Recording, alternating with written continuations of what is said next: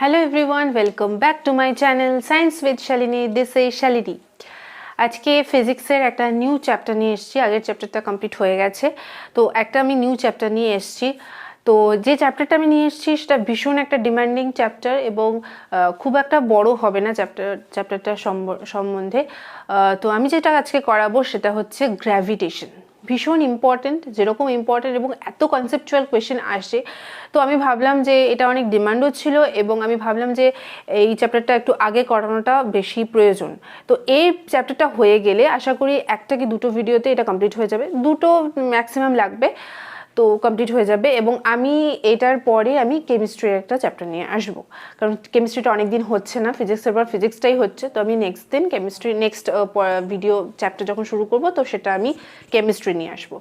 তো আজকে আমরা করব ফিজিক্সের গ্র্যাভিটেশন। তো actually what is gravitation? Gravitation বলতে গেলে গ্র্যাভিটেশনাল ফোর্স কথাটা মাথায় আসে। এটা একটা ফোর্স, অফকোর্স এটা একটা ফোর্স, কিন্তু এটা একটা নন কন্ট্যাক্ট ফোর্স। নন কন্ট্যাক্ট মানে যে কোনো বডির সাথে বডি যে কন্ট্যাক্ট থাকতে হবে সেটার কোনো মানে নেই। না থাকলেও কিন্তু গ্র্যাভিটেশনাল অ্যাট্রাকশনটা সবসময় থাকবে। এটা যেরকম তোমার কাছাকাছি কোনো বডির ক্ষেত্রে হবে গ্র্যাভিটেশনাল ফোর্স, সেরকম কিন্তু ইউনিভার্সের ক্ষেত্রেও এটা ভীষণভাবে আর কি অ্যাপ্লিকেবল। মানে ইউনিভার্সে এই যে সান এবং আর্থের মধ্যে যে অ্যাট্রাকশনটা, বা তুমি অন্যান্য প্ল্যানেটসের সঙ্গে এই মানে সোলার সিস্টেমে অন্যান্য প্ল্যানেটের সঙ্গে যে সানের যে অ্যাট্রাকশনটা, এই সমস্ত কিছুই কিন্তু গ্র্যাভিটেশনাল ফোর্স অফ অ্যাট্রাকশনের জন্য হয়ে থাকে। তাই জন্য এটাকে একটা ইউনিভার্সাল ফোর্স অফ অ্যাট্রাকশন বলা হয়। তো এটা একটা ইউনিভার্সাল ব্যাপার। তো এটা যে শুধুমাত্র মানে আর্থের ক্ষেত্রে বা দুটো কাছাকাছি আর কি অবজেক্টের মধ্যে হয় তার কিন্তু কোনো মানে নেই। এটা কিন্তু সমস্ত বড় বিশাল বড় বস্তু বা বিশাল বড় প্ল্যানেট স্টারের মধ্যেও যেরকম হয়ে থাকে, সেরকম একদম ছোট্ট সব থেকে ছোট্ট স্মলেস্ট পার্টিকেলের মধ্যেও কিন্তু এই গ্র্যাভিটেশনাল ফোর্সটা মানে অ্যাট্রাকশনটা হয়ে থাকে। ওকে, তো এবারে এই যে ফোর্স অফ অ্যাট্রাকশনটা রয়েছে, এটা কিন্তু তোমার ওদের ম্যাগনিটিউড, দুটো বডির মধ্যে যখন ফোর্স অফ অ্যাট্রাকশনটা হবে, গ্র্যাভিটেশন ফোর্স অফ অ্যাট্রাকশনটা হবে, দুজনের মধ্যে কিন্তু সেম ফোর্স অফ অ্যাট্রাকশনটা থাকবে। ওই সেকেন্ড বডির মধ্যেও যেটা থাকবে ফার্স্ট বডির মধ্যে সেটা থাকবে, কিন্তু ওদের ডিরেকশনটা কিন্তু আলাদা হবে। ও যদি ওর ফোর্স অফ অ্যাট্রাকশনটা এদিকে হয় তাহলে এর ফোর্স অফ অ্যাট্রাকশনটা এদিকে হবে। এরকম স্বাভাবিক ব্যাপার, দুজনের ডিরেকশনটা আলাদা হবে কিন্তু ম্যাগনিটিউডটা কিন্তু সেম হবে। এবার যেটা বলা সেটা হচ্ছে এই গ্র্যাভিটেশনাল ফোর্স অফ অ্যাট্রাকশনটা কিন্তু সব থেকে উইকেস্ট ফোর্স অফ অ্যাট্রাকশন। তুমি যদি বলো তাহলে মোটামুটি 10⁻36 টাইমস স্মলার হচ্ছে ইলেকট্রোস্ট্যাটিক ফোর্স অফ অ্যাট্রাকশনের থেকে। ইলেকট্রোস্ট্যাটিক ফোর্স অফ অ্যাট্রাকশনের থেকে এই গ্র্যাভিটেশনাল ফোর্স অফ অ্যাট্রাকশনটা 10⁻36 টাইমস স্মলার। এবং নিউক্লিয়ার ফোর্সের থেকে গ্র্যাভিটেশনাল ফোর্সটা মোটামুটি তোমাদের 10⁻38 টাইমস স্মলার হয়। মানে নিউক্লিয়ার ফোর্সের থেকে গ্র্যাভিটেশনাল ফোর্সটা এতটা স্মল হয়। তার মানে সব থেকে বেশি যদি কারোর ফোর্স অফ অ্যাট্রাকশনটা হয় সেটা nuclear force of attraction, then electrostatic force of attraction and then gravitational force of attraction. এটা ভীষণ উইক হয়, ঠিক আছে। এদের গ্র্যাভিটেশনাল ফোর্স অফ অ্যাট্রাকশনটার খুব একটা যে মানে প্রভাবটা তুমি এফেক্টটা তুমি সেভাবে বুঝতে পারবে না, খুব উইক অ্যাট্রাকশন হয়। স্মল বডির ক্ষেত্রে স্মল অ্যাট্রাকশন, বড় বডির ক্ষেত্রে বড় অ্যাট্রাকশন। মানে যখন তুমি এটা যদি তুমি সান আর আর্থের ক্ষেত্রে ধরো, তাহলে ওদের মধ্যে গ্র্যাভিটেশনাল ফোর্স অফ অ্যাট্রাকশনটা অনেকটা বেশি, এবং তাই জন্যই কিন্তু আর্থ একটা এই অ্যাট্রাকশনের জন্যই সানের সঙ্গে অ্যাট্রাকশনের জন্য আর্থ একটা সুন্দর অরবিটে ঘুরছে, এবং আর্থের সঙ্গে মুনের এই অ্যাট্রাকশনটার জন্য মুনও কিন্তু আর্থের চারিদিকে একটা অরবিটের মধ্যে ঘুরছে, একটা কক্ষপথের মধ্যে ঘুরছে।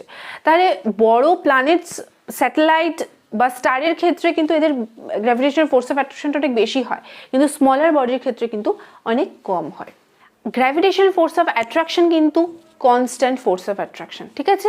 এর ভ্যালু মোটামুটি কনস্ট্যান্ট থাকে, এবং এই ফোর্সটা কিন্তু কনজারভেটিভ ফোর্স, মানে এটার কোনো সময় ডিস্ট্রয় হয় না বা নতুন করে তৈরিও হয় না, এটা একটা কনজারভেটিভ ফোর্স।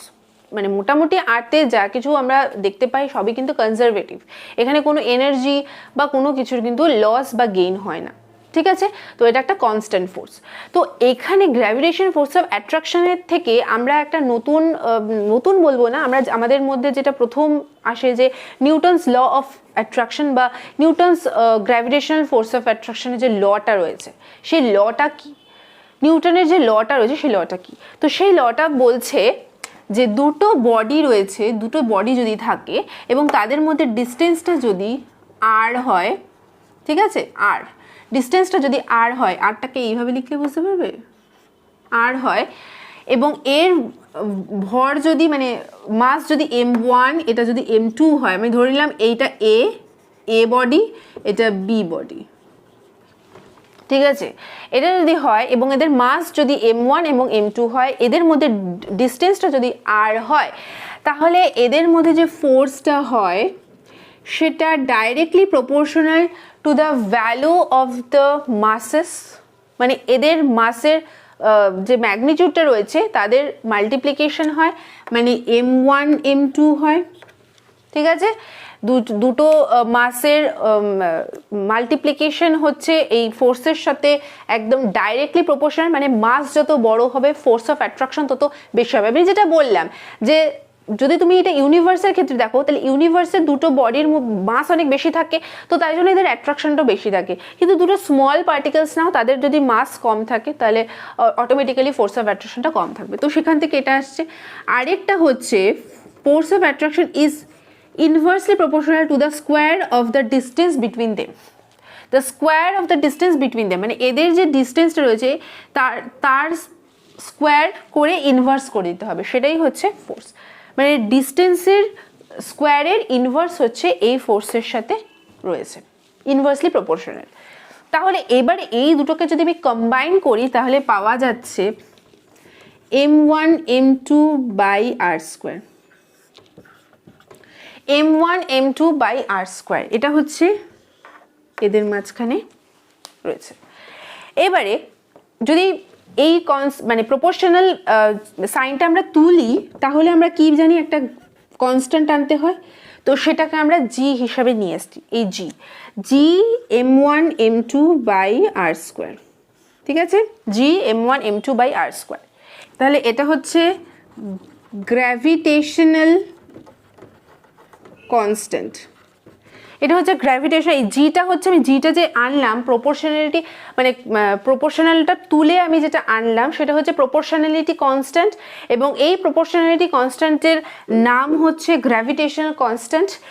এই জিটা হচ্ছে গ্র্যাভিটেশনাল কনস্ট্যান্ট। এবার এই জি এর ভ্যালু যদি আমি বার করি তাহলে জি এর ভ্যালু হচ্ছে F R square by m1 m2, ঠিক আছে, F R square by m1 m2, মানে এই জিটাকে আমরা ভ্যালুটা বার করেছি। তাহলে আমার জি এর ভ্যালু বেরিয়ে গেল। এবার জি এর একটা পার্টিকুলার ভ্যালু আছে, আমরা সবাই জানি যে একটু আগে আমি বললাম যে জি এর ভ্যালু কিন্তু কনস্ট্যান্ট এবং কনজারভেটিভ। তো জি এর ভ্যালু যদি কনস্ট্যান্ট হয় তাহলে জি এর একটা পার্টিকুলার ভ্যালু আছে সমস্ত কিছুর ক্ষেত্রে। তাহলে জি এর ভ্যালু হচ্ছে 6.67 ইন্টু 10⁻⁻11। এবারে ভ্যালু তো লিখলাম, কিন্তু এর তো একটা ইউনিট আছে, এরপরে তো একটা ইউনিট লিখতে হবে। ইউনিটটা কি করে আমরা লিখব? দেখো, ফোর্স মানে নিউটন, আমাদের মুখস্থ করতে হবে না, আমরা এখান থেকেই পেয়ে যাব নিউটন। আর মানে ডিস্টেন্স, মানে মিটার স্কোয়ার। আচ্ছা, এটা হচ্ছে মাস, মানে একটা মাস, দুটো মাস, মানে দুটো মাস রয়েছে, তাহলে কেজি টু দি পাওয়ার -2, এটা হলো এর ভ্যালু। এই জি এর ভ্যালু হচ্ছে 6.67 into 10⁻⁻11 newton metre square KG to the power -2, এটা হলো জি এর ভ্যালু। ওকে, আচ্ছা, এবার এর একটা তো ডাইমেনশন আছে। তো ডাইমেনশন যদি আমি সমস্ত কিছু ডাইমেনশনকে ভেঙে লিখি তাহলে হচ্ছে m inverse l cube T to the power -2, এটা হচ্ছে এর ডাইমেনশন, জি এর ডাইমেনশন। জি এর ভ্যালু এটা, জি এর ইউনিট এটা, এবং জি এর ডাইমেনশন হচ্ছে এটা, ঠিক আছে। তাহলে আমরা what is gravitational force of attraction বা what is gravitational constant, gravitation ব্যাপারটা আমরা মোটামুটি অনেকটা বুঝে গেছি। ফর্মুলা যেটা রয়েছে, মানে ফর্মুলা বলতে যেটা লটা রয়েছে, সেই লটা হচ্ছে the force of attraction is directly proportional to the mass of the two bodies and inversely proportional to the square of the distance, okay, between the two bodies. এটা হচ্ছে এদের ল, এটাকে বলা হয় নিউটনস ল অফ গ্র্যাভিটেশন বা Newton's law of attraction. ওকে, আচ্ছা, এরপরে যে জিনিসটা আমাদের প্রথমেই মনে পড়ে সেটা হচ্ছে acceleration due to gravity. Gravitation থেকে পরের যে জিনিসটা আমরা পাই সেটা হচ্ছে অ্যাক্সিলারেশন ডিউ টু গ্র্যাভিটি। তো এই জিনিসটা কি সেটা আমরা জানবো। আচ্ছা, এই অ্যাক্সিলারেশন ডিউ টু গ্র্যাভিটি কথাটা বলতেই আমি যেটা প্রথমে আছে অ্যাক্সিলারেশন ডিউ টু গ্র্যাভিটি, এই গ্র্যাভিটেশনের জন্য যে অ্যাক্সিলারেশনটা হচ্ছে সেই অ্যাক্সিলারেশনটা এখানে actually acceleration due to gravity মানে হচ্ছে অ্যাক্সিলারেশন।